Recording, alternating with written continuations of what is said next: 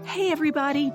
Are you with me when I say life can be amazing at times, but it can also be extremely challenging?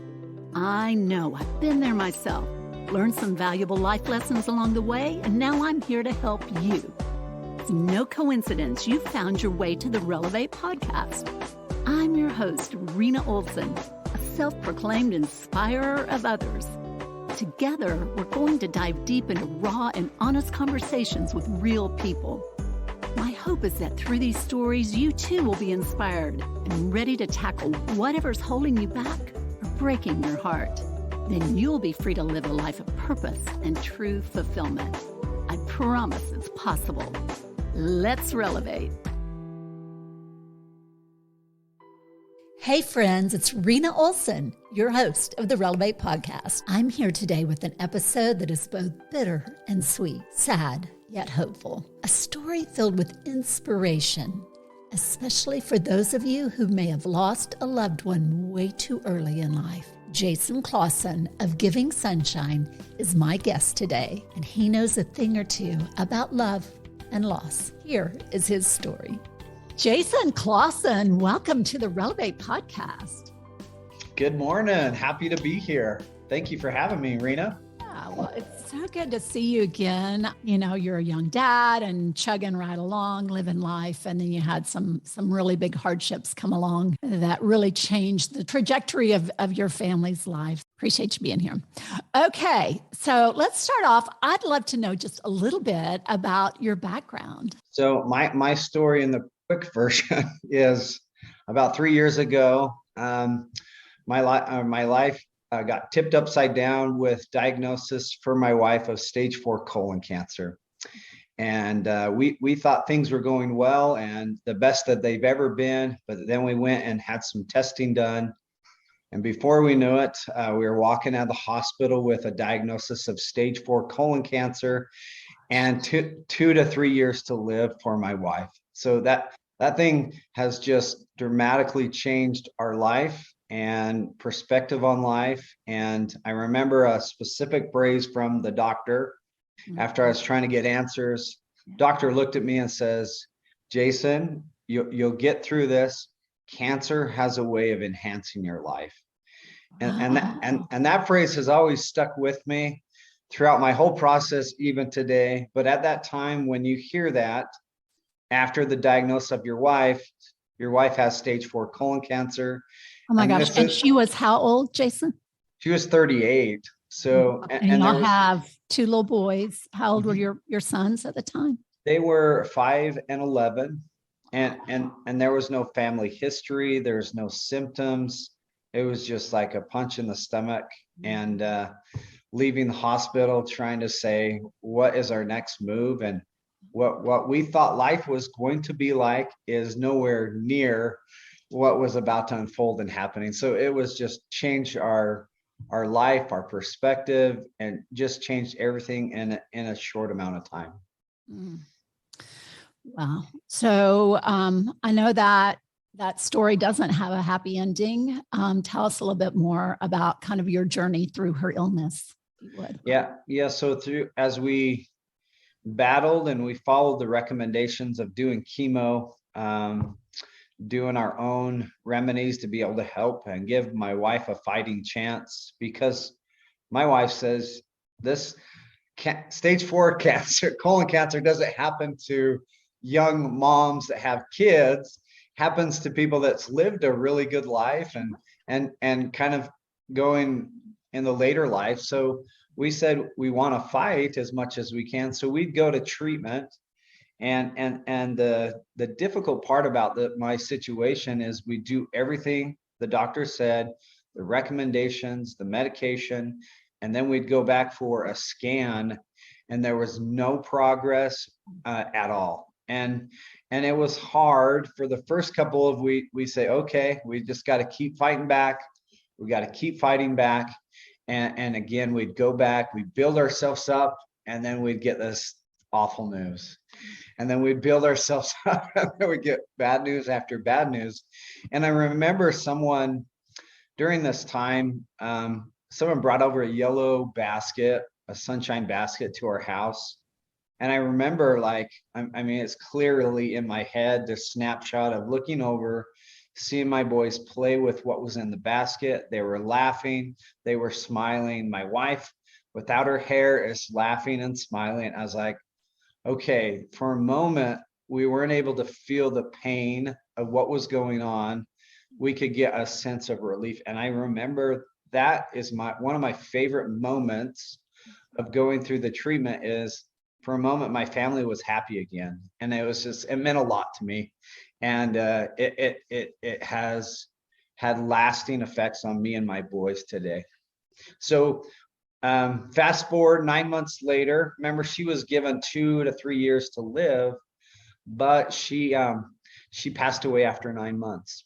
And again, we were given the diagnosis of 2 to 3 years, and it didn't last. And 9 months later, I'm finding myself in a difficult spot, especially after the funeral. And I want to tell all your listeners, make sure to keep an eye on the caregiver. The patient is great, but the caregiver needs help and support. And then another big thing I learned is after the funeral, make sure to check in with the person that is left behind right away, because we almost get forgot about once the support and all the people rallying up. That's an easy part, but when the funeral is over, that's where I felt the most lonely, and that's where I needed the most support. And that's such a difficult spot. And for me to pick up the pieces, learning how to be a mom, learning how to be a dad, I got to be in therapy. I had to be in front of people that are dealing with their hardest issues. Yeah, because your profession, you are a licensed therapist. So yep. So I'm hearing the hardest of the hearts, and I'm feeling the emotions, and it was just a tough dynamic. And I remember a couple times in my sessions just going, this is supposed to enhance my life. I was like, this is so unfair and so hard to deal with. And but I knew, I mean, I thought of my boys all the time, saying, I knew there was people in my life that needed me, and my 2 boys needed me. So I just, I'd like slowly get out of bed and jump in the shower and say, I got to do just today. I'm just going to do my best today. And that's what I did for a couple of years, just doing my best, just getting up and say, I'm going to do my best. And it was hard. It was difficult, but there's many lessons I learned through the process of this, and resilience of honoring my wife. She didn't want to see me sad. She wants us to be happy. sure. As well as another thing that has stuck through me is I wanted to teach my boys how to be able to go through a hard situation and how to live life to the fullest, even though you go through a difficult, hard situation. So, because I knew on the back end with people in therapy, I've seen the wreckage and everything that happens after. For And sure. I said, I'm gonna work so hard to not have to be here 5-10 years later and still reliving the trauma of losing my wife, the diagnosis. I wanted to be happy and healthy, and I wanted to enjoy life with my boys. It's just such fabulous advice for all of us. So let's switch gears a little bit and talk about that seed that was planted when you got that sunshine box. What has transpired since then? I almost feel it's a miracle and a blessing all at once. So after my wife passed away, I went back to work for eight days later, which is not a really good move. And about 9 months into it, I got overwhelmed and stressed out. And I called my own intervention with my family and friends, and we sat down and talked about what was going on and how to support me. And in that moment, when I could release some of the stressors of life to people that were willing to help, I just needed to give them permission to come and help me. Because when people go through difficult times, they think you're doing a favor by just not doing anything and backing away. I call it the support vacuum. Totally. So Totally. you're just You sitting. don't know what to say or do, so you do nothing. Exactly. That's a terrible strategy in support of people you love. Yeah, and again, in that intervention of bringing people over, I was able to tell them what I needed, and they were to tell me what they're seeing.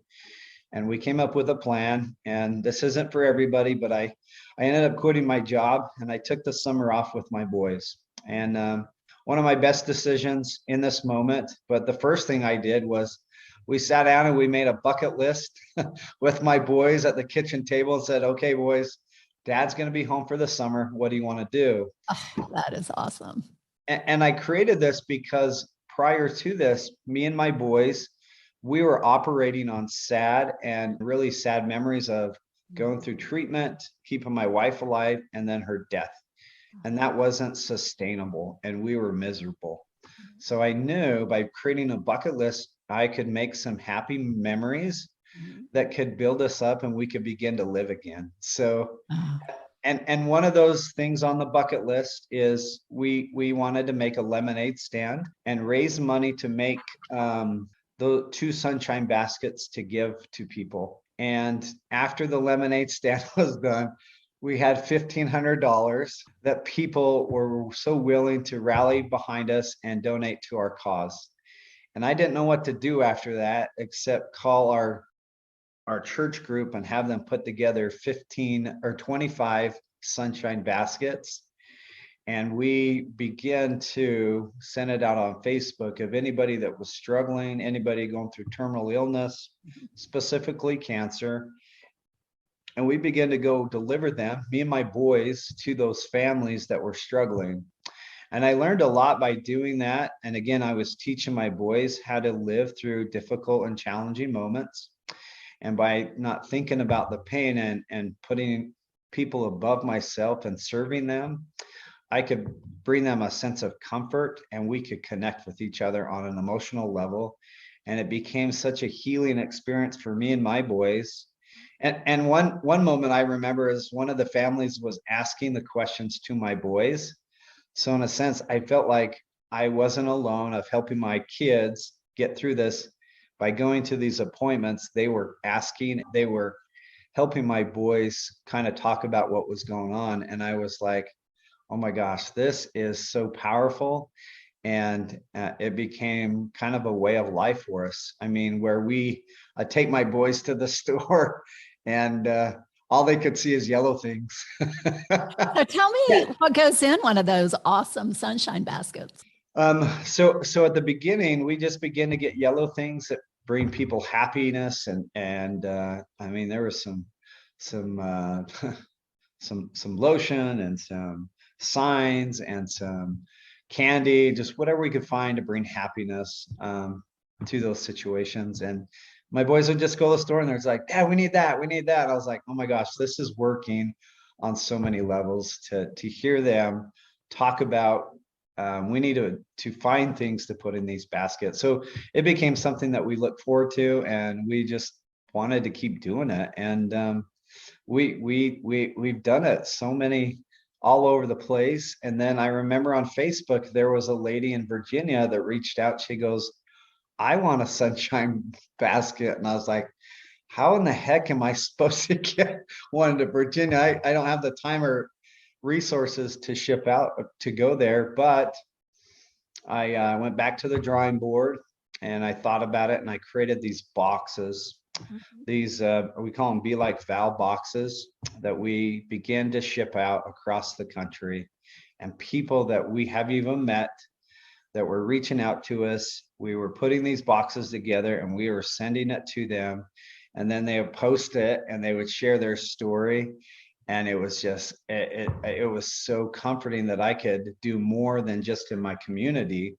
I could do more across the country of people that were struggling and going through hard times.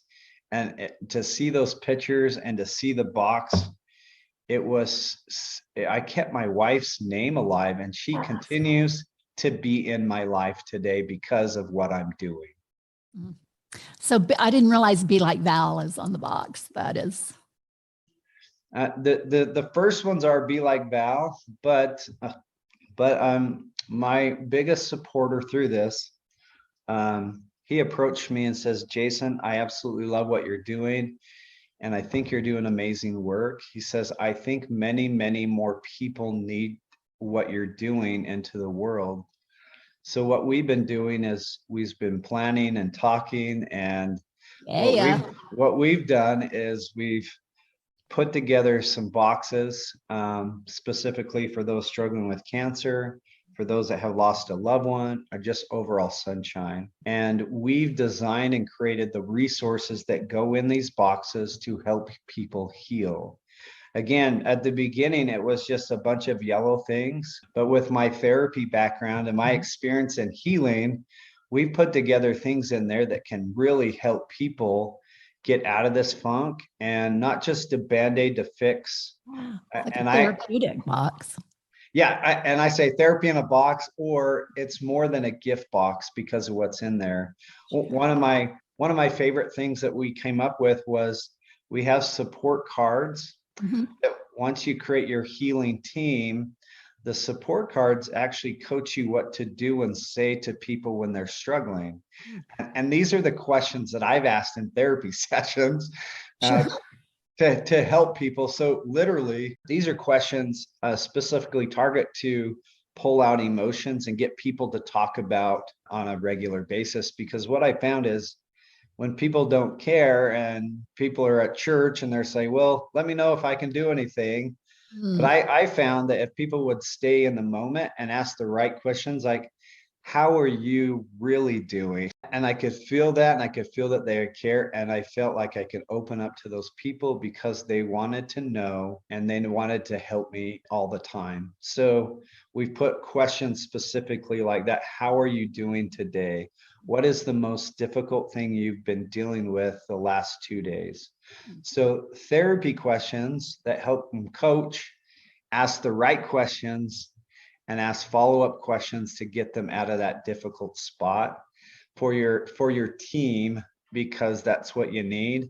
Remember, the opposite of grieving is connection. So we're really connecting them to some of their support and people that they love and care about. We just need to coach them how to coach the people grieving.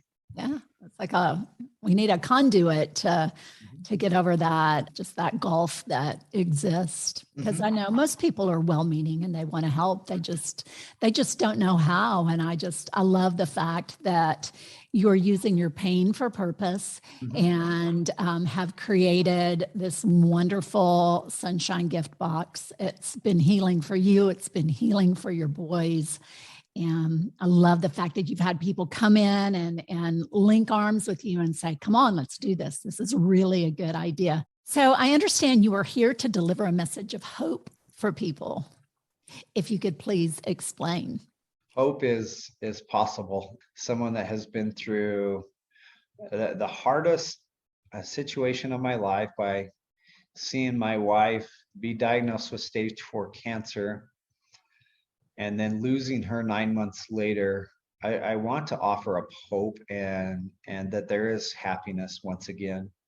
I know that because of where I am today. And I still feel, I think it's important. I still feel emotional. I still cry, I still have breakdowns, but it doesn't deplete me, and it doesn't take me out for a couple days or a week. I have my moments, I cry through them, and then I get back on track. And I think my message of hope is there's opportunities for you to heal by connecting with people. And I think what I've learned through this process is if we can reach out and if we can connect with people, it allows us to get through this grieving process or whatever you're going through in so many ways, because people need to hear this rather than just stay stuck in their situation and feel like there's no hope after I lose someone, or there's no hope after I have this diagnosis. I want to create some kind of sense that you can enjoy life again despite your circumstances and despite your pain. And that's what I've done, is to put together these sunshine boxes and deliver them to people and connect you with those people that are suffering and invite happiness back in their life through these boxes. People just need to be open for possibilities. And this really goes for any life experience. It's like when you say, I'll never find love again, or I'll never be happy again. When you kind of pull those curtains down, that can manifest itself. I mean, you have to be intentional in moving forward and have to believe that things will get better, that there will be better days. Yeah. And sometimes it just takes time. It's not easy, but sometimes it just takes that. I remember a phrase that always kind of circulates in my head is vulnerability invites vulnerability.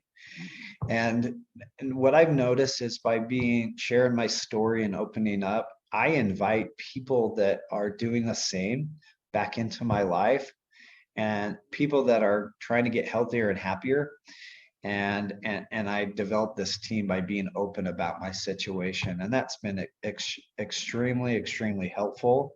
And I've had to do it many times in the process, but I notice the more I share, what happens is I connect with people. And then the more I share, I'm able to hear and see how far I've come. So it's kind of like therapy as you open up and continue to share your story. So. Right. And a very cool part of your story is you have found love again. Yes, I have. That's the scary part is like, what am I gonna do? Like worried about inviting someone back into my life, forgetting about my spouse. There's so many things that go through your head. and the hardest thing, and for me, Rena, in this whole process is I remember January 2021, waking up, and I got on the scale and I looked at the scale and I looked at myself in the mirror and I said, what has happened? And I just remember, I remember crying in that moment because I was so sad of like how life was so hard for me.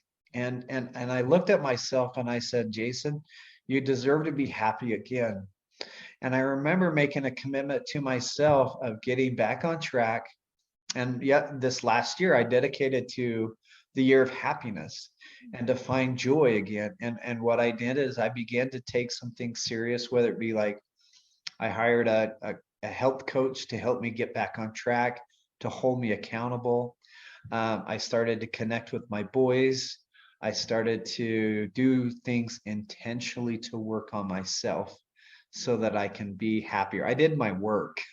I felt like I was in a really good spot. But when you go through caretaking and taking care of your spouse, many times you forget about yourself. Sure.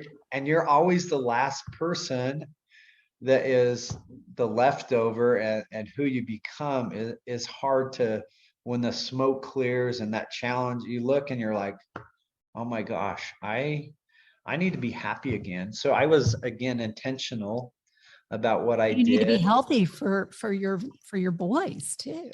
Yeah, I needed to be healthier so I could do more in my life, like spend time with my boys, go on the things I needed to do. And again, if I was healthier, I could help more people. So my journey it was hard up until, it's still hard, but I remember the light coming back on and I was laughing, and there was times in the summers where I was like belly laughing again with my boys. And I thought, oh my gosh, I can be happy again. And then, I was connected to a widower's Facebook page with to offer connections that was super supportive. And I would share my story of my sunshine boxes and what I was doing. And we got, and my fiance, she saw my story, I saw her, so we got familiar. And then shortly after, we got connected on an online app, and we got connected that way. And September 1st is when we started. We call it Swipe Right Day. We celebrate that, and that's where we got connected, and that's where we started talking and building a relationship. And she had lost her spouse, I lost my spouse, so we felt like we could be really open and mature about what we were talking about. And we felt like we could talk about each other's spouse and talk about each other's situation without running away. And by being open and transparent about what we had struggled with, it allowed us to learn together and grow together in such a deep way. And it's been super helpful and happy to be able to have this relationship again. And that's the hope that's coming back, is like, I can be happy, I can have a relationship, and I can have a mature relationship where I can talk about my past spouse, because they are part of our life. They're still in our lives, and we don't want to forget them. Just because we invite someone in there doesn't mean we transition them out of our life. They are a part of us, and they are who we become. So you do your spouse a disservice by not including them in their life. And this week we got family pictures done, and we hung them up on the wall, and we took some other pictures down, which was really hard. But in my front room, I still have pictures of my spouse, and my fiance is going to bring pictures of her husband, and we'll still honor them. And we get to teach my boys about them and what they've done for us. And it just becomes such a healing process. And again, it brings hope into our lives, and we're not replacing, we're enhancing our life. Remember that phrase? We're enhancing our life by bringing someone else into our life. Right. That whole replacing thing is false narrative. And God's design for marriage, I mean, when you become one with somebody, that continues throughout, the surviving spouse's life. Mm-hmm. And I love that y'all both have that shared experience and are being intentional in helping kind of coach others through it, because we don't get handbooks on a lot of these really challenging situations in life. Yeah, it's funny. I'm a therapist, and my fiance or girlfriend, I gotta have boyfriend therapy, I gotta have fiance therapy. But like, when we'd hit a difficult spot, we could reach out and just sit and talk about it, and we could help each other through difficult memories or experiences we were having, just based on our experience. And I can't imagine life without someone, my fiance and my soon-to-be wife. It's just, I can be happier again. I can give myself permission to be happier. I can laugh again, and it feels so good. And I feel like I'm living, and I feel like I'm honoring my wife by being happier and being in a healthy relationship. Well, and I know I've heard you say it's like it was imperative for you that your boys were not growing up with a sad dad. Yeah. So, Jason, one last question for you. So, the word relevate means to uplift or restore to good spirits. Close us out with a word of sunshine and hope, Jason. I think for me is to be able to bring that back in is, I always tell people I work with, is lean into the discomfort of life and grow through your pain. And that's where you get stronger, and that's where you become happier, rather than run away from those situations that, frankly, God has probably put in your path to help you become the person you are supposed to be and meant to be. Well, and I know when something like that happens, we all want to do something, and that something is usually flowers or candy, but I love the fact that your sunshine boxes are so thoughtfully curated and have such a purpose of healing and hope behind them. And I just wish you the best of luck. So tell us again that website so we can stay connected. Yeah, the website is givingsunshine.org, and you can find all the information related to us and our stories, my story, and the Kickstarter account. It has been such a privilege and honor to spend this time with you and to share your story. I wish you so much luck with your Sunshine Baskets initiative, and can't wait to watch this story continue to unfold. Keep up the great work, my friend. Thank you very much. So nice to meet you. Man, there were so many powerful moments in that message. How Jason called his own intervention.